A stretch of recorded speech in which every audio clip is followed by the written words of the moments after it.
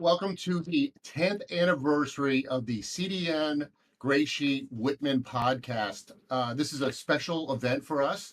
Patrick and Billy and myself are celebrating the fact that it's been 10 years, almost to the day, that we acquired CDN Publishing from a family in Torrance, California, and moved it east. And this is the original dream team, as it were. The three of us pretty much go back to the beginning of the Virginia Beach cycle, and we can't believe it's been 10 years. It's amazing, isn't it? I mean, it really is, and the cliche "time flies when you're having fun," right? And Are we having fun? I think so. I mean, we get to play, in a hobby that we both really love. But yeah, to think about 10 years and even to kind of laughingly think about, we chatted like, oh, we'll do this for 5 more years, and that was like 5 years ago. I know. I keep extending, and it just keeps getting bigger. So yeah, it's been great. Yeah. I mean, so basically, we thought we'd take a moment here, and we've been doing more and more of these podcasts and trying to, communicate well with our audience and explain how things happen. I think people really appreciate when they learn how things happen or how things came about. So I thought, this is the perfect time. And so let's just take a moment. We're taking a moment, stepping away from how we do pricing or any of this stuff we always talk about and the rare coin market, to tell you how we ended up buying, CDN Publishing and how that came about. And Billy joined us here on the podcast today. So thank you, Billy, for coming. You're welcome. We don't get her on camera too often, and I don't know why, Yeah. but we should. So thanks for joining us. And so look, so today it's July 2025, and about July 2015, I was in a part of my personal life where I was trying to figure out what I wanted to do. And what I wanted to do was no longer be a day-to-day coin dealer, building a website that had to be fed, certified coins and working with clients, which I had been doing for pretty much my entire career. Right. And I was burnt out, to be honest with you. A lot more about that story with my father passing away and things, but it was time for me to move on, and I had no game plan. But I've been in the coin business all my life. I've been buying and selling coins and using the Greysheet all my life. And my mother is a 35-year newspaper editor, so I have this in my blood. And somebody calls me out of the blue and says, listen, I know you're kind of pulling back from the coin business and you're thinking about getting out and retiring. Great CDN Greysheet is for sale, in very sad circumstances, that Shane Downey, who was about my age at the time, had stage 4 cancer. And it was just really tragic. And we all knew Shane. We didn't know him terribly well. He didn't go to a lot of shows. Yeah, exactly. Wasn't super public. Right. He was kind of uncomfortable at the shows because he didn't, I don't know why. I mean, he was, very, very well regarded, as was the Greysheet, has, always been extremely highly regarded. So they said, John, you really should look into it. And a long story short is that, I pulled an investor group together, and I basically thought that was never going to happen. A lot of people had talked about getting involved in buying the Greysheet, but everybody had failed at it. And because I didn't know any of those details, I think that made it easier for me, because I didn't realize that 3 or 4 other groups had tried to buy it. So I fly out there and see the Downey family and Diane and her daughter and Kim. Yep. And Kim, and negotiated for a very, very short period of time. And the next thing you know, we bought it. And whoa. And then I had this very surreal moment, and I know Patrick can remember it. It was so surreal. It's like a TV show. What are you supposed to do when you buy a company? Like, everybody who's a manager of a company is like, oh yeah, we're born with this information about what you do, but we don't know. We don't know what we're doing. Right. And so I sat in Shane's office, this big shag carpeted office, with animal heads on the walls and a huge desk, like a huge lawyer executive desk. Yeah, it was so weird. It was so not me. And then a wall of servers behind, right? All these dead computers or something. Tons of hardware. Yeah, dead animals and dead computers. Yeah. And then one by one, called everybody who worked at the company. It's like 12 people in Torrance, California, a city I've never been to before, have not ever been since, right? And and I interview one at a time. What do you do here at the company? Right. And about half or 2/3 of the people walk in the office said, "I'm quitting. It doesn't matter. It doesn't matter. I quit." So I was like, "Well, that makes it easy. Can you still tell me what you do?" I said, "Please tell me what you do." And there were 4 people doing pricing, right, Patrick? Three. Three. And well, 3.5. Like there was one guy who would just like kind of edit to make sure the number there wasn't errors, but there was 3 people actually doing the data. Yeah. And Patrick was one of them. Right. And Patrick was, unbeknownst to me at the time, I knew nothing. I had no cliff notes about who did what. I just went in and said, "Please, everybody come in, tell me what your name is and what do you do?" And I had no idea what I was going to do. Like, how was I going to do this? I knew I didn't want to live in California. I wasn't going to move to California. So I'm bringing it east. How do I do that? And so anyway, long story short, again, we literally landed with just one person from the old CDN Publishing, and that is Patrick. Patrick knew everything that was necessary, and all the other people, I don't think we're doing. Well, and just to add a little bit for my personal story is like, just like John, I was in a period of transition too. I had a coin shop. Right. I sold it. So I had only been at CDN since August of 2014. So not even a full year. So I didn't even really know how it worked. Like, I don't think I ever asked you, by the way. I thought you were there for 10 years or something, or 5 years. I was there for 11 months. No, 11 months. I was the most junior employee of the whole place. Right. But I just, I love numismatics and I wanted to learn how it worked. But as far as like the company, no, and when they hired me, they didn't mention that Shane was sick because he was in remission. So he was actually quite healthy. And then everything happened. And I was like, and then just one thing you probably don't know is the Friday before John came, Diane called us all downstairs. "Oh, by the way, the new owner of the company is going to come next week to introduce himself." And so everyone I think you came on a Wednesday. So that Monday and that Tuesday, everyone was like, "Oh my gosh, who is it going to be?" Because they didn't tell us. Who is it going to be? What's going to happen? And everyone's kind of like jockeying, and it was a very interesting thing. Right. Yeah. And so I show up, and I don't know any of this background, and it's just awkward, right? It's nothing but awkward. Yeah. Again, you see this in a movie, and you think, the guy walks in with his arms folded. I mean, I was as uncomfortable as it could be. Yeah. For all of us, and some people came in, with a chip on their shoulder, like, "I'm out of here. I quit." Okay. Yes. It wasn't even something I said. It was preceded that. But among Patrick's department, which is the pricing and the research department, there were 3.5 people. Right. And it was pretty obvious to me early on that Patrick was really doing all the work of everybody else. And I'll never forget that, you guys were like clipping. Remember, you were like printing outs of CCE messages. Yeah. And then rubber banding. I was like, immediately stop that. Stop that. I don't know what are you guys doing? We're like, like proof sets are down 7 cents. We're documenting that. Documenting it just in case someone call and ask a question. How do you change that price? Well, then they would look through and right. Which never really happens. I mean, almost nobody ever does question. And if they do, Patrick and I generally know very easily, but we don't have reams of paper that we've trees that we've killed to document it. So yeah, it was really an awkward few days, and then I was like, "I'm getting out of here, Patrick. I'm sorry. There's nothing more I can do here." We did hope that we could keep an administrator from that company, right. But nobody really was interested, and so we came back to Virginia Beach in an office that was not much bigger than the room I'm sitting in, basically, and said, "I got to start a company out of here, a startup of a 40-year-old company." So we started from scratch. Yeah, and it was really a wild time. I mean, in a good way. So when you left until the office closed in Torrance, you called me every morning. Every morning, John would call me and, "Okay, what are we going to do today?"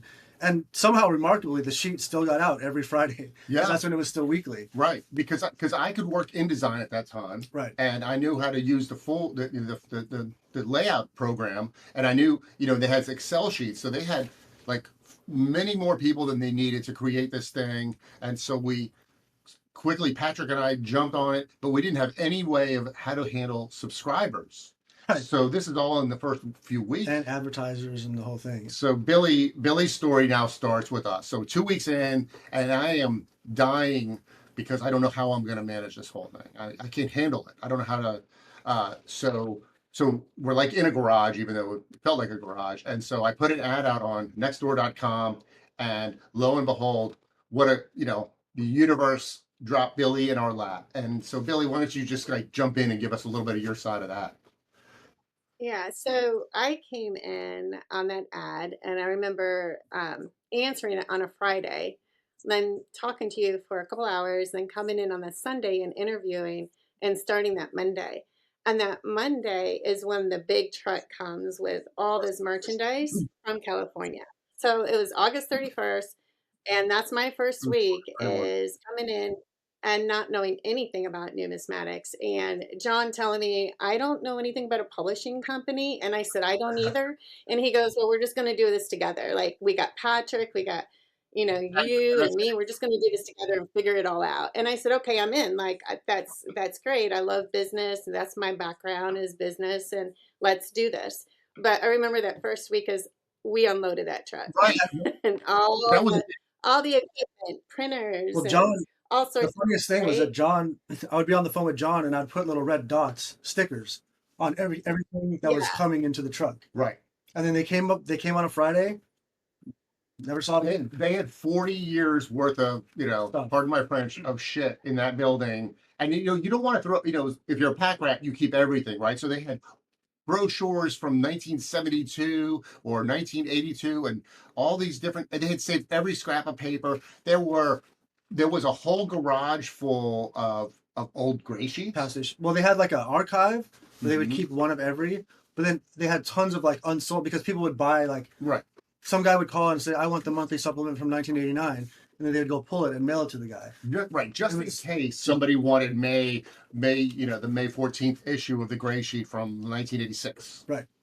And so I had to make all these decisions really fast, and that's another horrible, uncomfortable thing that nobody really is prepared for. I don't care what you say, which is that you're not prepared for that, and it's like, well, Patrick, just throw all that stuff out. I don't want it, and whatever we end up keeping, we still should have thrown out. We really we brought printer. Remember we had all these old computers and printers, and the computer would have a sticker with somebody's login and password. Oh, right. And every now and again, we didn't have one with the password, so we couldn't get into the computer, Right. and that's where the mailing list was. Or, I mean, we really had some. You wouldn't want to relive it, would you? I mean, you can No. remember it, nostalgia, but you wouldn't want to relive it. No, I no, wouldn't. not at all. Not at all. I think it's great to see where we came from now, honestly, because like, what, Patrick, you guys were mentioning how you were keeping everything in Excel sheets and stuff. They were doing advertising and writing in books and nothing was online. So we literally took everything, John, and one of the first things your vision was to put everything online, which was amazing that we went that way. I mean, the stacks of checks were like this big because people Right. sent in checks and it wasn't rubber renewed. banded canceled check or right. Yeah. All the ads were photocopied and glued into a book, and Right. it's like, oh, Right. build it or Right. renewal. And so, I think this is a good time because I think one of the cool things 10 years on, there's so many new collectors and dealers that have come into the business Mhm. that some of them might not even know what the old gray sheet even looked like or how you used it. Right. So, Yeah. We have some props, which we'll put on the screen too. But typically, a great, there were 7 or 8 different publications, and a dealer would get them something every week from CDN. You would get it in first class mail. You get a folded up trifold of the gray sheet, of the blue, and maybe it was the blue sheet if it was the right week, or monthly supplement, quarterly supplement. And it was, if you were in the coin business, you understood how this crazy process worked, but it was immediately clear. Billy's not of the coin business, and I said, how do you, Billy, if it takes me an hour to explain to you how this works, you can't sell more subscriptions. Yeah. So we really puzzled over that for the first couple of years. It was the first couple of years. Let's not, let's just keep it going. Let's not ruin this great company. Let's make sure we never miss a single issue. I think that is really something to be most proud of. We never missed a single issue. I mean, this family sold us the thing, and I can't tell you, they couldn't have been more done with it the moment they sold it to us. Yeah, there wasn't a lot of post-sale support. I have never had a phone conversation with Diane Downey since the day that they sold it. Right. And it's fine, but that didn't make it easier. And so we never missed an issue. And Billy picked up like a pro. I mean, it was just serendipitous because anybody watching here might have employees or experience, it's not so easy. Right. It takes a miracle. And the other two people who are not on camera today is my wife Rachel, who's been doing the books since the first day. She's QuickBooks, make sure the billing gets done in the macro. Billy does the the detailed billing, and then Greg Bradley, who's been a programmer working for me all through, even back at David Lawrence Rare Coins for over, I don't know, Greg will correct me, it's probably been 24 years since he started with me. And without Greg, no way I could do it either. Because as you said, I mean, I love data, I love the computerization of such things. And Greg, how are we going to do this? And we did it. We did it. Yeah. And even while keeping the whole weekly, monthly, quarterly the same, in those years, we added so many coins, we added so many grades that were never published in the past. And Greg had a huge hand in enabling us to do that. He did. We put old issues online because we didn't even take, we threw them all away in Torrance. And we said, if you want to see an old issue, we're just going to we found some scans that they were doing. So we scanned them or finished that project. Everything we did was, forget the paper, let's get it online. And so that's what we work towards. But the other thing that was a real problem with Greysheet at that time was the pricing was really off on collector coins. Yes. And this is why I wanted to be involved in the project, because as a buyer and seller of coins for 30 years, you bust dimes or better date gold pieces were way off, and some dealers love that being so wrong. Like like an Omen 20 might have said $5,000 when it was a $10,000 coin. I remember some coins I had a factor of 10. Proof seeded coins, factor of 10 wrong. So the Downey family wouldn't change it unless there was a documented reason. Documented bid. And even if there was a documented bid, they didn't trust it. Half the time. They didn't have trust. They saw the coin, the people we know in the coin business as adversarial, trying to trick them. Exactly. And they do. The coin dealers at large, some number will trick you. Of course. Yeah, And- everyone has but an interest in the market to their own end. Yeah, listen, I mean, it's kind of a, sheepdog and, and wolf kind of situation. Yeah. We're all friends, we go to dinner, and then at night, it's like, we're during the workday, how can I beat you? Right. But I think my experience was enough. And I said to Patrick, don't worry about them beating you. We got this. Exactly. We got this. We can do it. But we had so much, I think they stopped pricing coins maybe 5 years before 2015. So like the last coin in the Greysheet might have been 2000 or right. So they weren't keeping up with current issues. So I think every day prior to us getting it, Greysheet was getting a little out of date. And so we came along with this energy, and I loved it because I don't love, everyone knows I really don't love going to coin shows so much anymore, because I'm kind of a data nerd at heart, and I just really I like the way the numbers speak to me. I like feeling how the market changes based on data. I don't really need a human to tell me too much about all of that, and try to influence me or anything. And not that there's a lot of that really, but I can do it mostly by I can read the tea leaves in auction data, and it helps me. Exactly. And just I'll remember some emails and letters, even like handwritten notes that we got back then, of like, oh my gosh, because you made the prices more realistic, my inventory has gone up by $50,000 or something, because it was it was just that off in some cases. Yeah.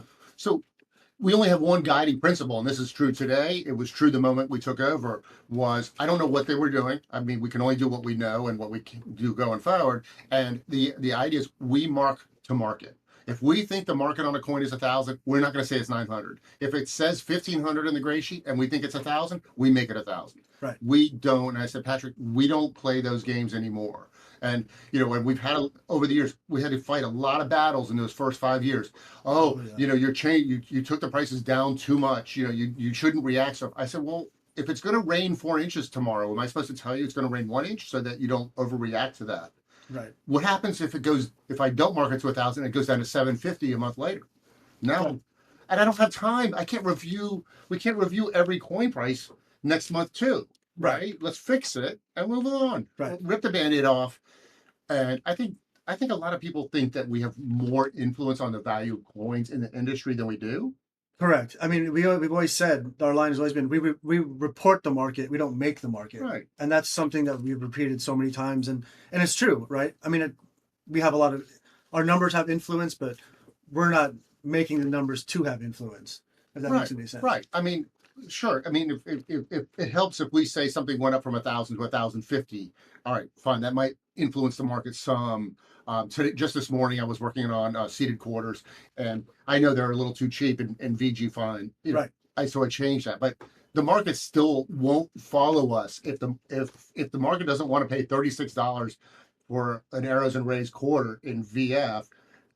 It doesn't matter if we say it's Doesn't matter. 36. We'll just look bad. Right. You know, all the guys who specialize in that. And we've learned, I mean, there's been some fascinating sub stories like proof sets. Oh my God, don't mess with proof sets, you know, Right. or you're going to hear from Val Webb or these guys that are really the cartel in the Yeah. background. Right. Sorry, Val. But, you know, it's true. I mean, Yeah, every segment of the market trades a little bit different. mhm, So it has its experts. there's a nuance that needs to be learned Right. and reflected in how we do the pricing. Yeah. And that's what and I think, you know, you said before about having fun. I think what makes it kind of fun is that, for example, with the proof sets, there's one person who specializes in 1962 to 1964 proof sets. Right. Like, you learn those things at Greysheet, kind of understood them before, but it, you know, when you mess with proof sets, you hear from that person. When Right. you mess with Morgan dollars, man, you hear from people. Right.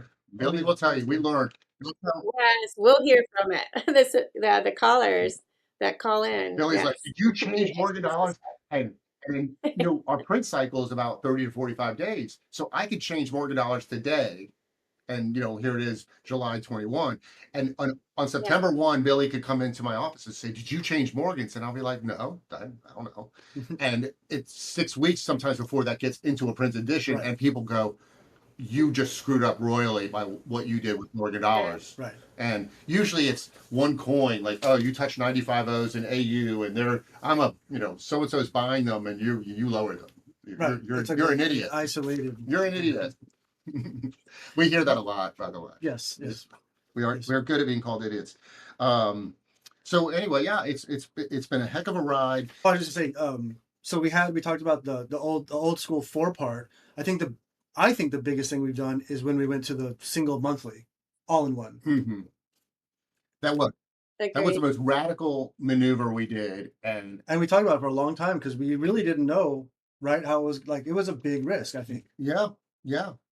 I mean, I feel like I'm trying to remember how it happened, but I remember us sitting on the deck in that old office. We had 4 offices in 6 years, Right. and in one of those offices, we had a beautiful office there for a year, and we had a back deck, and the 3 of us sitting there going, I just think we need to change this. I can't have weekly deadlines. I can't do this forever. Yeah. Because I'm going to burn out. I can't have a deadline every Thursday. You know, that sounds easy, but it's not. No, I mean, coming up with an article, coming up with the pricing changes in 3 days, and then it goes out. I mean, it's expensive mailing too. Right. And to make it meaningful, right? I mean, if you have to do something every 7 days, well, you know, in the Greysheet Weekly, there was really Morgan dollars, proof sets, Modern commands. not a lot. Yeah. And so to change that in a And meaningful gold way time. every week, it turns out dealers don't really, and the market, let's say the market doesn't want you to touch pricing all the time. Correct. That's not healthy. We've also learned that because we didn't know that. We Exactly. thought, oh, people like change. This week it's like the stock market. This week's 1,000, next week's 975, then it's back to 1,000. That doesn't do anybody any good. That's Right. not responsible reporting. Right. So if you have to do a cycle where the only thing that was in that gray sheet was classic commands and Morgans mostly, and Walkers and Mercs and Saints. and just in limited grades. Yeah. So those things, you know, you can change them every week. And if you had to change them every week, then you would never change like monthly supplements. So now we changed over to a monthly publication in August 18. 2018. 2000, yeah. I will say too on the marketing and like for the subscribers to explain 7 publications, and then they have the categories different in each of the publications and not all combined. It was a lot on the phones. I mean, you could spend 30 minutes easy trying to explain to a subscriber why he wanted the weekly gray sheet, the monthly supplement, the quarterlies, the blue book, the blue sheet, and so it was a lot. So making it into one really helped on the subscriber and less on And the I always had phones. this dream that the gray sheet would have all of these other things in it. Now, nowadays we have Cal Gold. You had no room in the other Oh, publication. You couldn't add one more thing. We had no room with first class mail to do it. So doing the magazine had this magnificent concept of how much more we could add. right. And so what happened too was my mother was in the print business, so I knew where the printing plant was for the Virginia Pilot, and I went down there and made friends with these people, and I said, "Can we do a tabloid of, there used to be an old computer shopper like Weekly or something Oh, right. that was really big, and I had this dream that we would make that." So I went over, and then this for 3 months we had this thing, Yeah, right? This that is was- a tabloid edition of the Great Sheet, which this should be a collector's item at some point. I bet you we get NGC to slab these. This is like a gem issue. So that issue was wonderful. It's big, you could read it because we're old and we can't read the little type.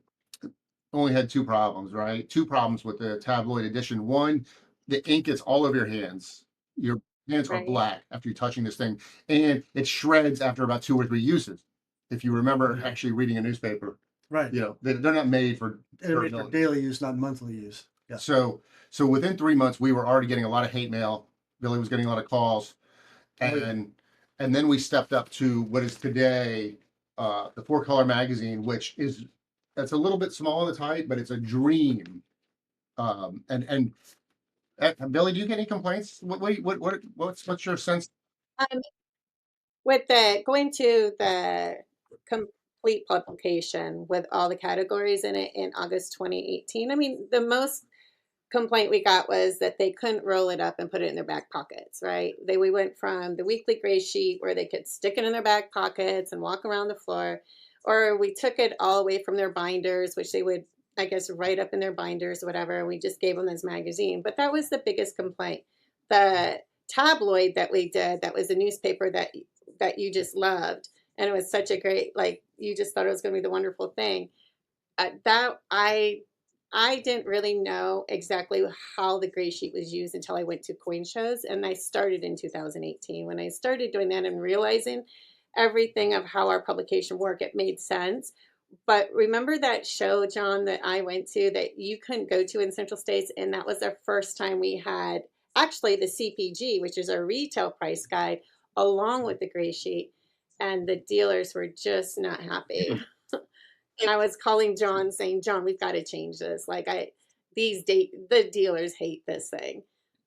But because of all of that, now I think we have something amazing, incredible that people just love. Well, Yeah. I've always been willing to, one of my employees who now works at Heritage, Lynn Calendar, he's like, John, you're all about fire, ready, aim. And I was like, and I'll never forget it. And he's right, because Billy, I just feel like we have to do this, and I can't stand this weekly thing anymore, and it's driving me crazy. We need to shout out too to Sam, who has been with us, Yeah. for most of this time. She was after about a year, I told Billy, I was like, I can't lay this thing out anymore. I mean, I can't do pricing, layout, and so on. And we were really lucky to find Sam locally, and so she's been fantastic, and she's still with us, and she's the queen of the publishing side and making the gray sheet every month and All the just colors that we love. Doing all the covers. So Sam is Yeah, all the covers for our covers get better every month. I mean, she loves that part of it because it's really, let's just face it, it's not the most fun thing to drop pricing into data tables, 130 pages. So we're like, Sam, please just have fun with the covers for your sake and for ours. They sell better when the Yeah. covers are different. Exactly. And it was funny when that started, Yeah. because they're like, well, is it going to be different every month? Why? It's like, well, because it's fun. And then now there's been some iconic ones over the years that I'm sure people collect or at Right. least keep. Billy's favorite's behind on the wall there, that the one with the donut, Yeah. The Simpsons donut. the Simpsons donut. But we had some great covers, and again, because it's monthly, your biggest mistake is it goes away in a month. So it's like, if you hate the cover, then just wait for a new one. Wait 30 days. We'll fix it with the new one. That's all been good, and that brings up the question of like, what are we gonna do with the red hook? Is it gonna always be red? Sure. Jeff Garrett's not happy when I bring that up, but I don't know. Maybe. Yeah, You know, I mean, it's called the guidebook. It's not called a red book. So Yeah, but right. it doesn't have to be. Does it have to be? Does the red book have to be read? Maybe people can put that in their comments if they're watching this long in the video. Right. So you started coming to shows about the time you were with us since 2015, but you started coming to the shows in 18, which is that I remember that now because Patrick and I would go. I was like trying to protect you from the shows. Like, please don't go, Billy. Yeah. You will not see the vitriol that I get at some of these shows. I had Yeah.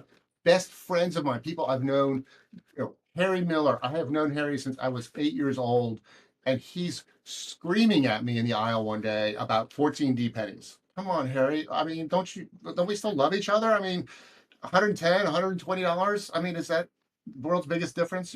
So there was a lot of that in the beginning. Is people were just insecure about what we were going to do, the responsibility of the Yeah, and motives too, right? That's right. Question motives and all that. But and I do agree that the burden was on us to prove, Mhm. and I think we have beyond anything that we're just here to serve the market and, Right. and the hobby, and that's Right. always been one of the guiding principles. I think that's unusual in this world. I mean, I don't know why that needs to be. It's like why is being honest a selling feature? But we're just trying to be honest. Nobody can call us up and say, I just need you to be $1,000 for a certain marketing promotion. We're just sort of had to go through this whole phase where people thought they could change it, make us change numbers, and realize that they wouldn't. And now, I feel that the market is really accepting of what we do Mhm. and also not manipulative of what we do.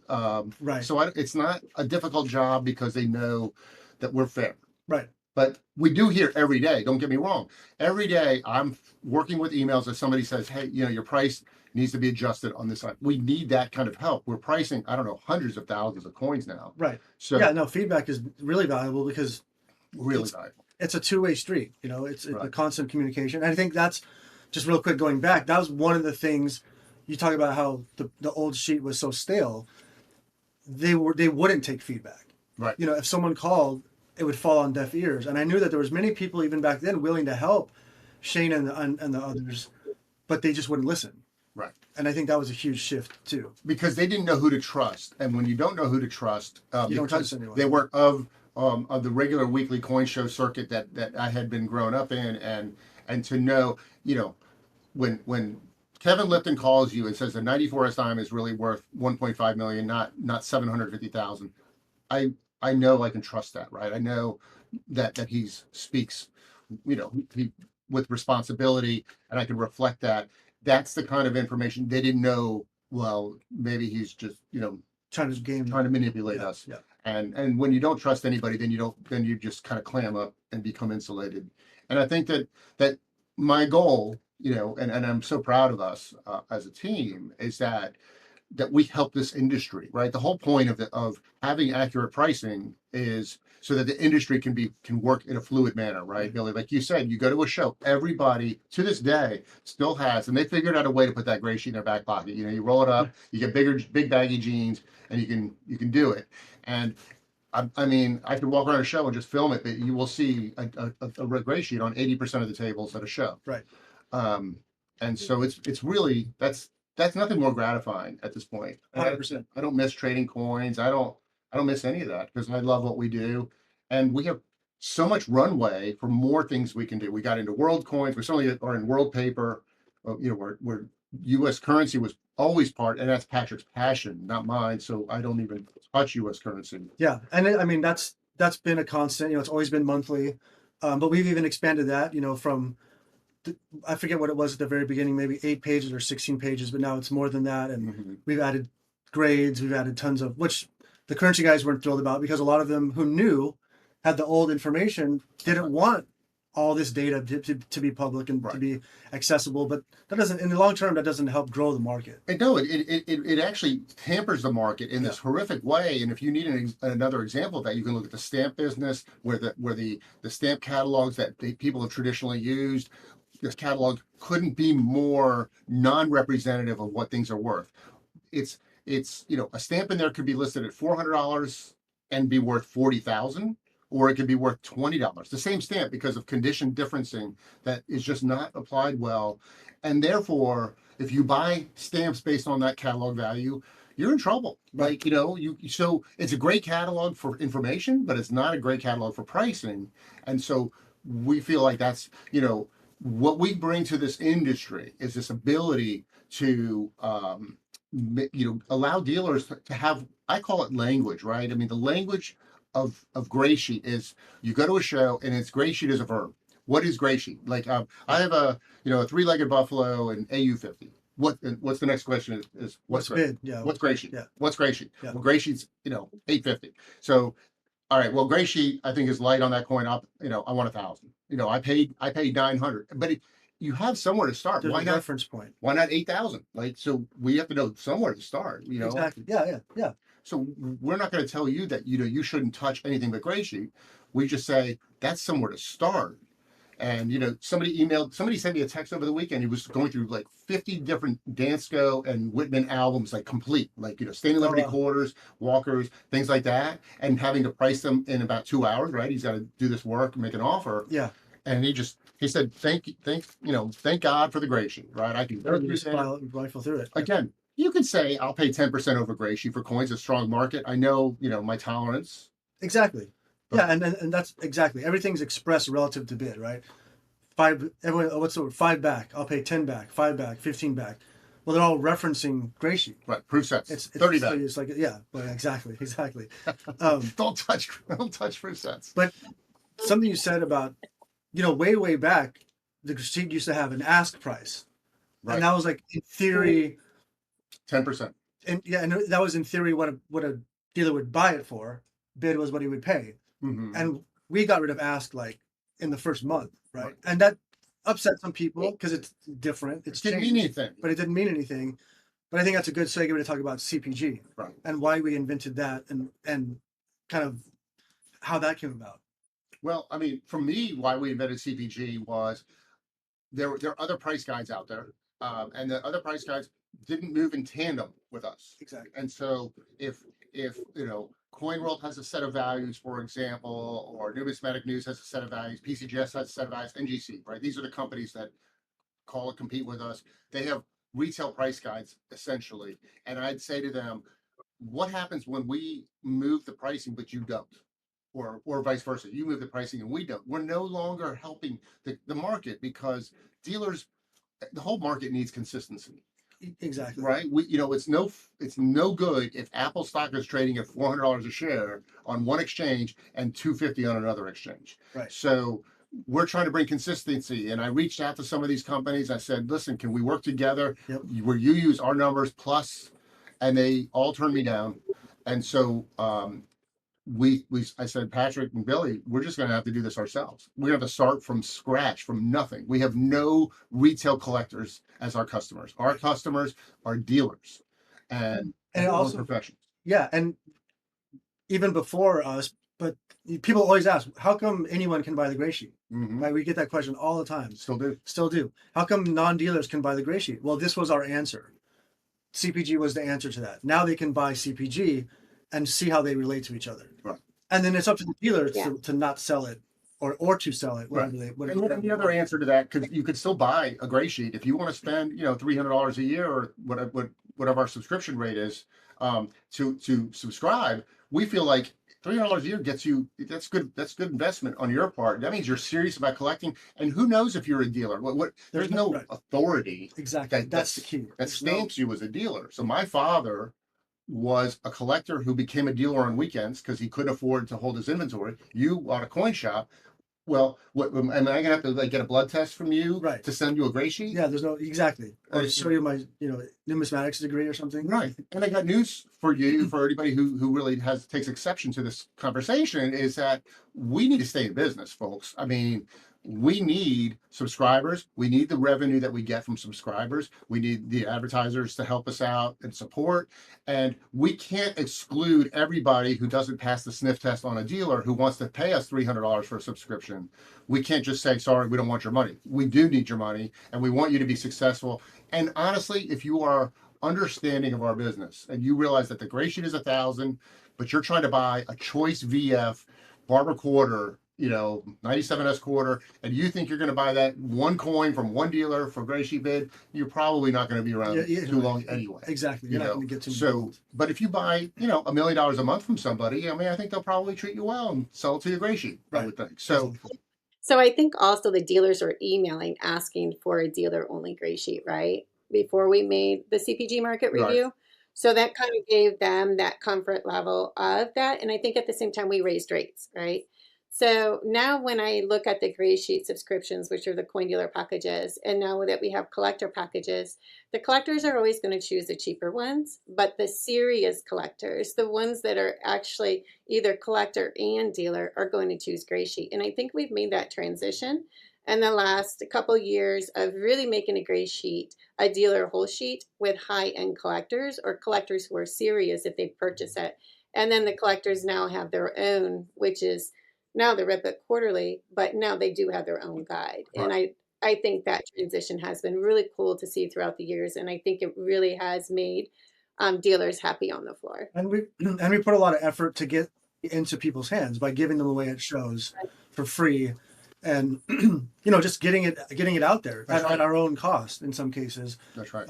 Just so that dealers could say, look, now I have a number that I can sell to a retail customer and make a little bit of spread. Again, if CPG is 1,000, you may not be able to buy a coin for that number, but at least you know that it's worth about 1,000, right? I mean, if someone's trying to sell you one for 500, well, either we made a mistake or something's kind of wrong, or if they want 1,500, you might want to question that. So we haven't talked much about the other side of the business that we've created in tandem with all of this, which is the digital side, and is obviously the future to so much of all this business. And the reason why we've been, I think ultimately successful was print is one thing, digital is the other.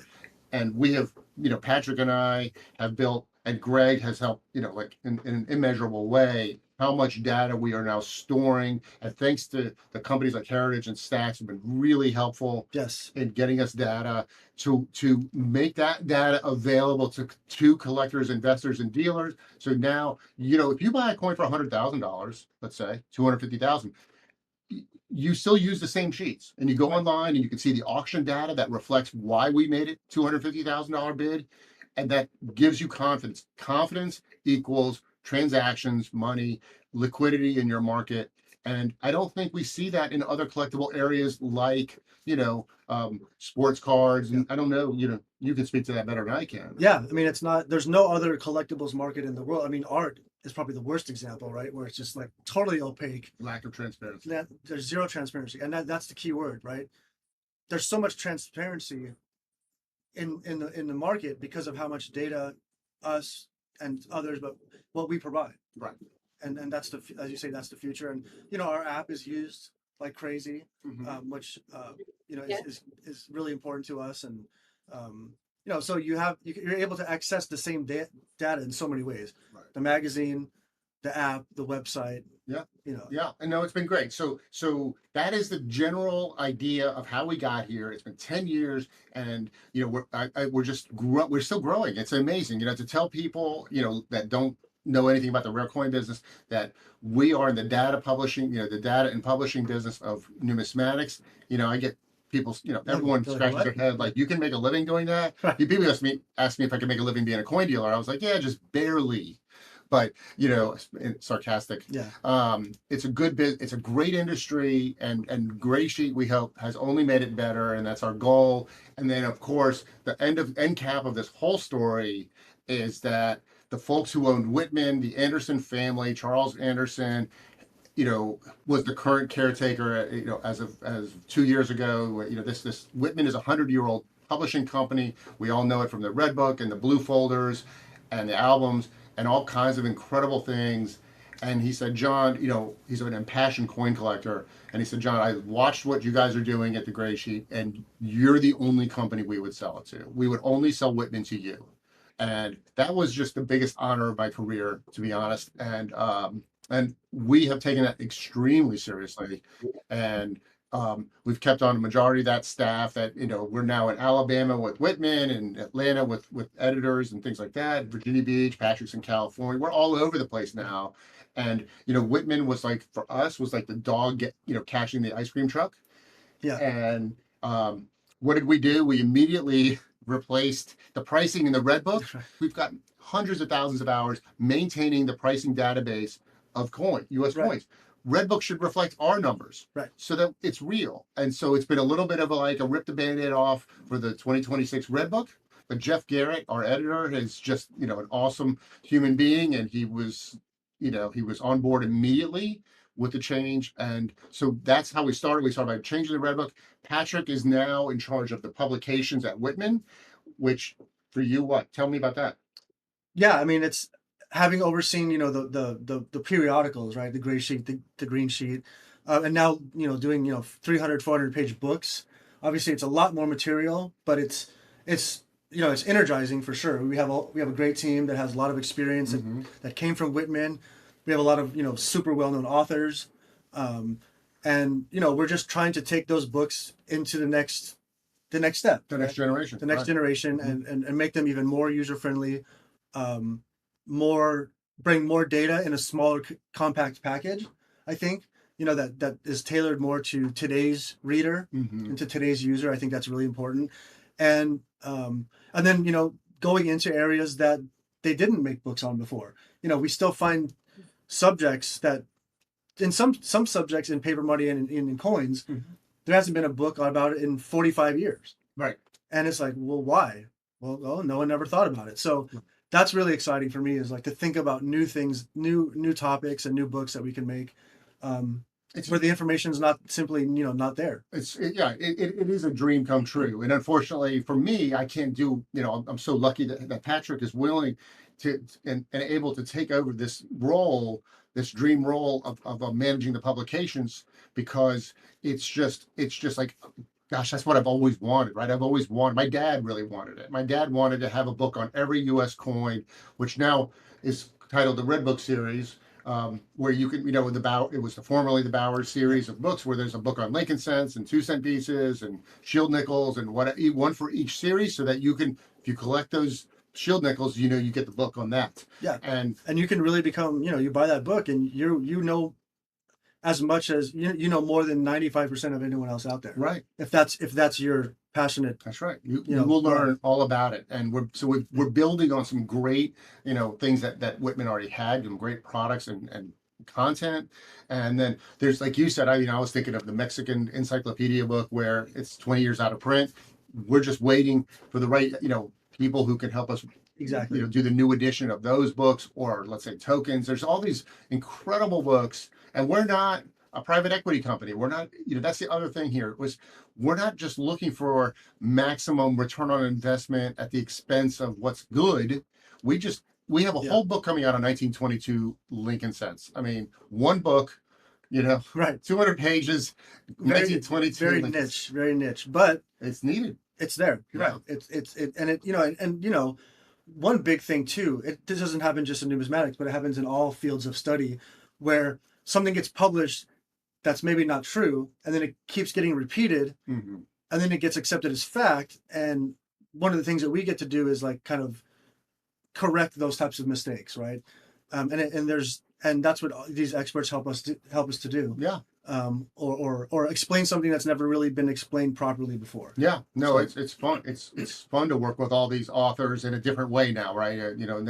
Now John Danruther, who's an expert in so many areas, can help us out in a certain way. I mean, it's really just a blast. And, it's been great. And so now, little old CDN is Whitman Brands that has all of these companies, and goodness knows what's next, Billy. What's next? What are we doing?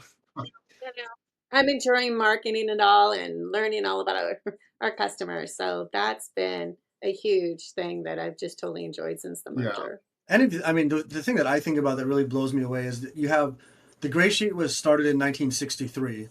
Whitman was started in the late 20s. And now, the two oldest products, and the Red Book is 1947? Yep. So you have these now they're all under one roof, that in the hands of people who really care about the hobby. And I think that's really probably the coolest thing. Yeah. I mean, I think other than doing, specific books on coins, whether it's, Mexican coins or, any of these countries, banknote book for world paper. It would be fun to, once we get, I mean, I keep saying this, I've been saying this for almost a whole 10 years, Billy, was like, as soon as we get comfortable with coins, now we'll get into other collectibles like sports cars, or Pokemon, Right. and then, but we just, Comic but books. we're not going to do it. But we're still not going to, even though we do fire ready aim, we know our lane is still numismatics. But I think and hope sometime soon we'll have an opportunity in one of the other collectibles. I don't know. Sure. I'm not absolutely. holding back any information. I just think that would be, we're not, I don't know that I'm quite ready yet. I mean, if we got into something that was like, gosh, like, wide release, like, let's say, like you say, like comic books, Yeah. for example, that's millions of people. The coin business is still in the tens of thousands. It's niche, nice little Right, business. right. I like it. We know all the players. I don't know any of the players in those things, so I don't want to make mistakes either. I cannot price comic books. I don't know the first thing about them. Right. So Yeah, exactly. And again, that goes back to the idea of responsibility. right, It's Right. not just making something to sell it and make a buck. right. But I think it's And the coin business, like you said, you said earlier, the coin business is I think the best collectible hobby business that there is in Mhm. terms of, if you take the time to learn, you can make money as a collector. You absolutely. don't go into it trying to make money. Go into it trying to make good investments. Like if you collect rare cars, yeah, maybe you can make a good deal. You buy a car at a certain, for a certain opportunity, but now you got to store a car and it depreciates every minute. It rusts. You got maintenance all You the got maintenance, you time. got to store it. You Yeah. got to pay property tax. You don't really have this problem with coins. Coins are a great hobby Yeah. if you care, but don't get into coins if you don't love coins or love history. And but if you do, it's a great hobby. Absolutely. I think that's a wrap. Yeah. So thank you for joining, Billy. Thank you for joining us, Patrick. I'm glad you're here this Yeah. week. Yeah, it's great. And Great timing. thank you all for being great supporters of the Gray Sheet and the Whitman companies and things like that. We are excited about the future. And if you like this video, as always, please subscribe so that we can get our numbers up and we can bring more videos and get some really great people on the channel. And we will continue to try to learn this whole podcasting thing at the same time. And thank you, and we'll see you soon. Okay.